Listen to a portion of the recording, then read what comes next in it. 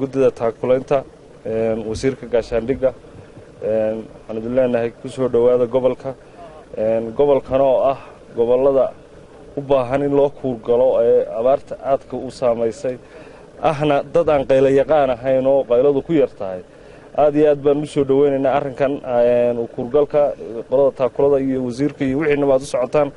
insha Allah inkastoo xilli habeenimo soo marteen aanu jeclayn inaad iftiin dhulka soo martaan oo soo indhaysaan haddana allaan qadarin wasiirka gaashaandhigga guddiga taakulaynta waxaan leeyahay soo dhawaada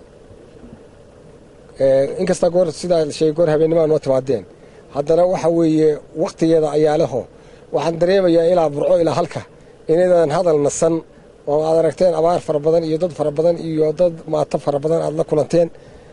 halka kanna oo idinka sii horeysaa waxaan aad iyo aad baan ugu faraxsanahay waqtiga aad noo timaadeen oo xaaladdu iska adag tahay ilaahay baynu waxaynu weydiisanaynaa in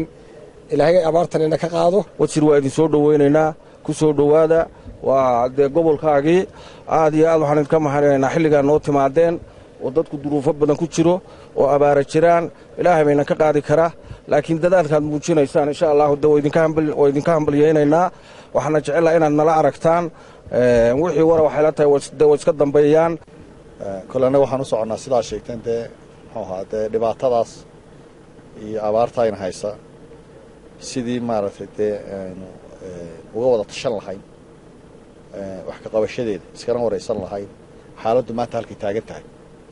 marka haddii alloo yidhaahdo dee fadhigan isku waraysan doonaa khasab bay noqotay inaan shacbiga aan u nimid oo la baadhayo xaqiiqa raadin maxaa meel walba ka jira dhibaatadu intay la egtahay ay ku badan tahay ay ku yartahay ama meel dhexaada iyo B iyo C iyo D ba loo sameeyo baan u soo kicitinay oo gobolada bari ah wafdigu waa u balaaran buu ahaa waa sameeyo qaar goboladii kale oo bariga ahaa bay jiraan horena waa loo soo maray gobolada galbeedka runtii anaguna waxaanu isleenahay hadda